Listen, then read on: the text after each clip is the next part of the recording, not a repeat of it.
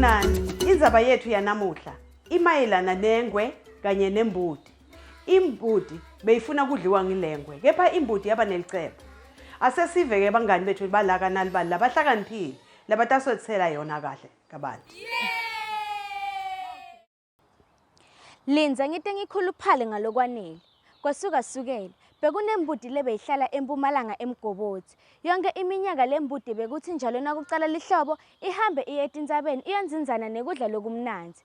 Kwathi kusacala lihlobo ngalelinye lilanga lembudi isathi ihamba endleleni yahlangana nengwe lenkulu. Lengwe yabese iyayibuta, "Sawubona make mbudi, ingabe uyakuphi?" Wow nomzane Ngwema, kwaphendvula imbudi seyikhuluma ngekuqhaqhatela kusukela enhloko kuya etintwaneni. Ngenceke sabo ngimane ngiyalapha etulu etintsabeni kuyodla kudla lokumnanzi khona. Kuhlake kwaphendvula ingwe, "Maye ngikuvala buhlungu kodwa nami ngilambile. Angiboni ukuthi kumbono lomuhle loyo ukuthi utawukhona kuphumelela uye lapha etintsabeni ngoba kufanele ngikudle manje khona lapha." Wow nomzane Ngwema, kwaphendvula imbudi, "Ngilinze kuphela lihlobo lapho ngitawube sengikhuluphele kakhulu. Ngiyacabanga na utawuthola lokunyenti kimi longakudli." Kulungile. Ngumbono lomuhle loyo. Angeke ngikudle manje. Kuphela nje nongathembisa ukuthi utawubuya utohlangana nami khona la kulendzawo yona le. Ngiyathembisa, kwasho imbudi yasiyahamba. Nayifika etintsabeni yakhohlwa konke ngalengwe yazathi ihlahla letiluhlata. Nakufika kuphela kwalihlobo beyiseyikhuluphele kamnanzi. Masinyana kwaba isikhathi sekushiya tintsaba ibuyele emuva ekhaya. Kwabe kungalesikhathi iqala kuhamba ekhaya. Lapho yakhumbula khona ukuthi beyithembise ingwe. Ngaso sonke isinyathelo yasithatha yafikela kwesaba kakhulu. Masinyane bese idvudane nalenzawo la ithinte itawuhlangana khona nalengwe. "Ngitakwenta njani?" yasho kakhulu.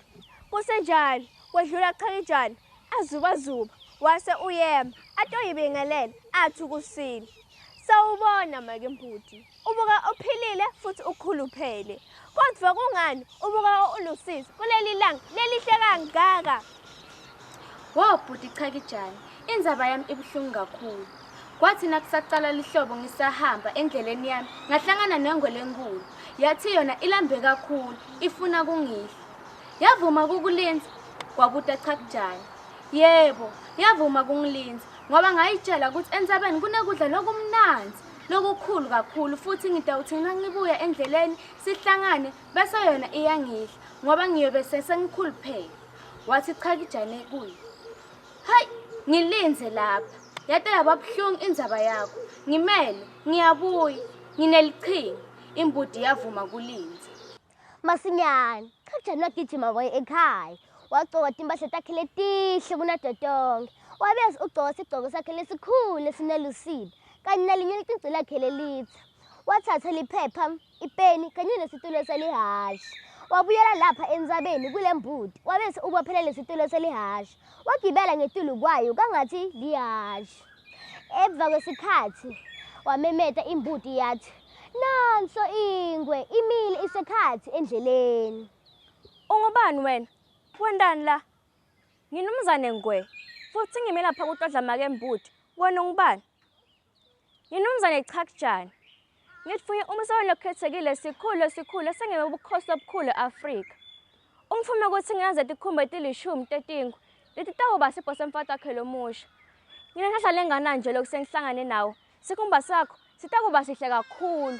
Logwaja wema kukhuluma. Wakhipha ipeni neliphepha wabhala phansi. Yinye lenkulu kakhulu. Wabese uyayekela kubhala. Wabese ubuka lengwe. Engwe yathuka kakhulu ngaloku lebe kuvile. Kangangekuthi yaguquka lapha endleleni yase igijimela kufa nokuphila. Imbudi beyijabule kakhulu. Yase ibonga Chakijana kuyisinzisa. Chakijana nembudi babe sebahamba tindlela tabo letehlukene. Chakijana wabuyela emuva ekhaya lakhe. Nembudi naye yabuyela emuva kulayo. Beyijabule kakhulu futhi ikhuluphele kakhulu kunakuqala. Loyo ke bewunginogwaja lothi khundla khundla. Wena ke ucabanga ukuthi ingwe icabangeni ngale nkulumo yanogwaja. Dweba ke isithombe saloko bese usithumela ku Facebook uthi @nalibali SA.